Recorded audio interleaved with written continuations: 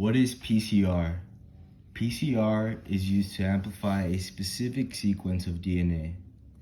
PCR, also known as polymerase chain reaction, is a powerful technique for amplifying a specific DNA sequence in vitro or in lab, producing or creating millions or even billions of copies from a small starting sample.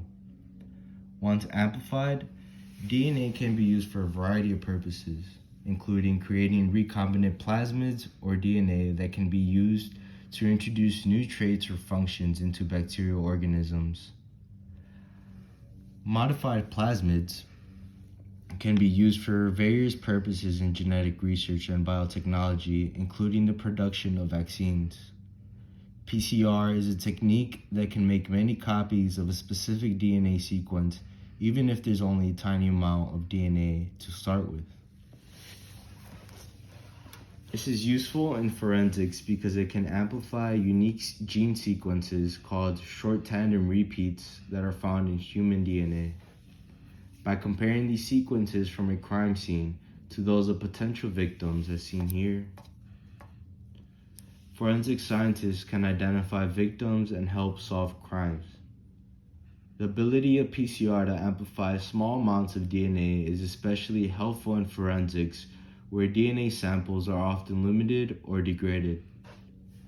Short tandem repeats are repeats of nucleotides. As we see here, we have an A, C, T, and a G, and this repeats 2 more times. Bill, Bob, and Billy Bob are potential witnesses in this case. This is a DNA sample that we obtained from the scene. We compare it to Bill's DNA, which does not match at all. Bob, on the other hand, has a perfect match, as seen up here. Billy Bob almost has a perfect match, but the T nucleotide and the C nucleotide are flip-flopped. Therefore, the potential witness has to be Bob.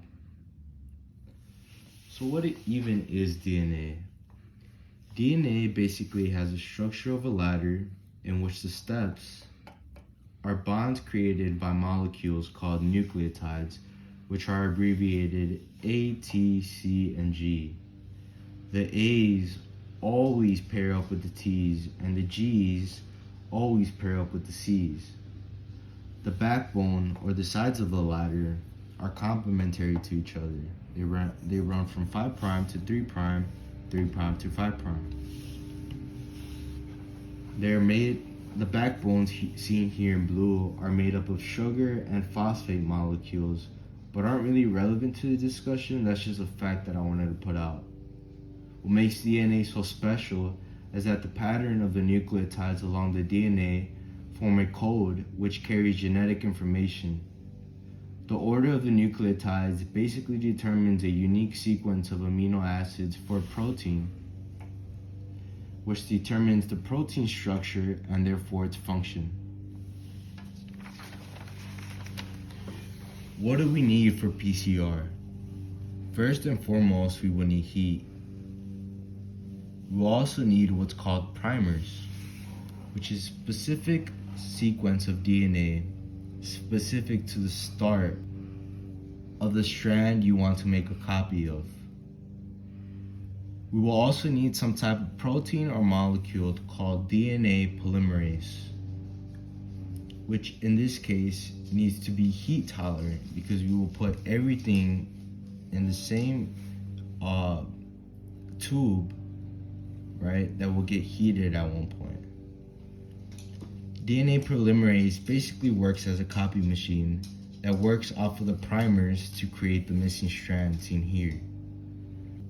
This strand is made from what's called nucleotides, specifically cytosine, guanine, adenosine, and tyrosine, which PCR will have an abundance of to be able to create this new strand.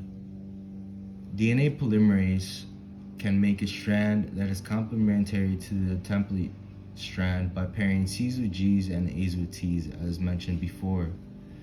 This primer normally is obtained from a laboratory that specializes in this, and we will have a bunch of primers, like I said, a bunch of nucleotides, DNA polymerase, all in one test tube.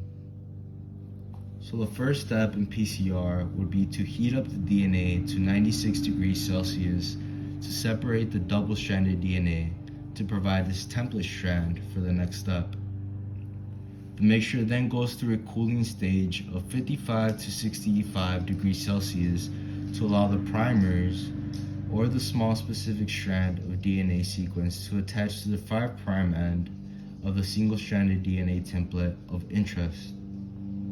We then raise the temperature back up to 72 degrees Celsius to activate a heat-tolerant DNA polymerase, which is our copy machine that will extend the primer by adding complementary amino acids to the DNA template strand. This process eventually ends once the DNA polymerase reaches the end of the strand of interest.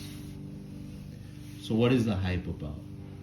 The hype of PCR is that this process can cycle up to 25 to 35 times in a typical PCR reaction, which generally takes 2 to 4 hours depending on the length of the DNA being copied. That is, each time the DNA is multiplied by 2, or 2 to the power of 25 or 35, which essentially creates one strand of DNA into billions of copies of DNA in a matter of hours.